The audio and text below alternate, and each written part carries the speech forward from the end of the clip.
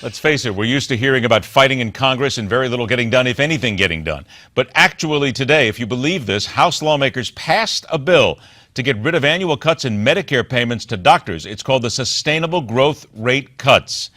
I said they passed a bill in a monstrous bipartisan fashion. Let's fill us in then on what this all means. Welcome from North Carolina's 2nd Congressional District, current chairwoman of the Republican Women's Policy Committee, Congresswoman Renee Ellmers. Congresswoman, a pleasure to talk to you again. Very good to talk to you, especially today. We passed a budget this week, and we just passed repealing the FCR formula for Medicare reimbursement, and we are now on a path that is going to make significant changes within the Medicare payment system. Now, as I said, this was bipartisan, and it was by a landslide. 392 to 37 was the vote. So if you would, people don't understand what sustainable growth rate, that's the SGR part of this, means. Why is this so important to the American citizen?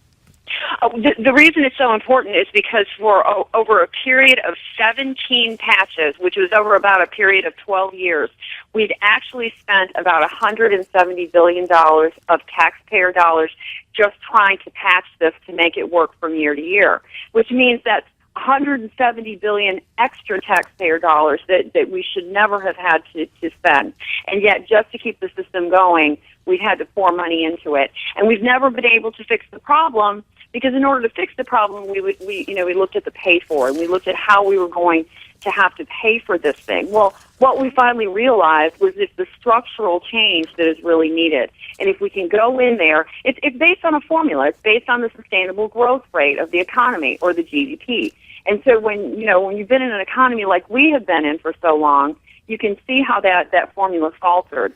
And we just continuously tried to really put, and I call it a $1 billion Band-Aid, because it didn't fix the problem, it just perpetuated the problem. And now we've actually gone in with meaningful solutions to this problem. Now we will be able to start to make those changes within Medicare that we all know are the drivers of our debt in this country. All right. Now, however, Congresswoman, you know there's going to be people on the other side who are immediately going to complain about this, and here it already is coming out. Those critics who are saying that this reform bill will add over $500 billion to the debt by 2035, and the savings would grow in the second decade, but not by enough to pay for all the costs. How do you answer the critics? What I say to them is they're using the wrong metrics. They're not looking at the situation in the true factual sense. And what they're depending on are CBO scoring numbers. CBO is just a static picture of cost. They can't look at the savings that will come from this into the future. My argument, what I believe, is that we actually are going to see the savings within the 10-year window, but you have to put the process in place first before you can actually get that picture 10 years from now. Does this make seniors... To those critics, they continuously look at this as a problem. They're the first ones who will get up and they will tell you that entitlement spending is what drives the debt in this country. But when they're presented with the opportunity to fix that problem, they don't want to take it. They're problem-driven, not solution-driven. Then how would you answer those who say that the goal here is to make seniors put more quote-unquote skin in the game? Well, what it does is it really, we're responding to our constituents. We're responding to the conversations we've had over time, with so many seniors who have said, you know what, I had an income that was, puts me kind of in the wealthy category. I can pay a little bit more for my Medicare, where someone else can't. Let's look at this as a solution to the problem. Let's look at what's working and what isn't, and then find those solutions. And that's exactly what we did. And there again, this was by listening to the people out there. This is by listening to our seniors. This is by working together. And there again, you pointed it out, huge bipartisan effort, bipartisan and bicameral. And, there are critics on the other side, but we always are going to have our critics.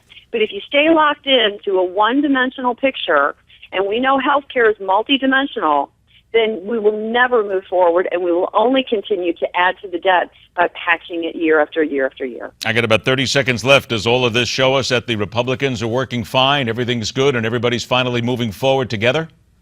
This is very good for us. This is a starting point. I'm very excited. I think we've, worked out some issues, and I think it's going to be all uphill from here. I'm very proud of our leadership. I'm very proud of Fred Upton, the chairman of Energy and Commerce, and all of those, including the Doctors Caucus, which I'm a very proud member I'm glad everybody worked together in the way they did, and I hope that we can prove to the American people we can govern. An amazing margin again, 392-37, and the president will indeed sign the bill. Here we go. Hopefully things are going to get easier.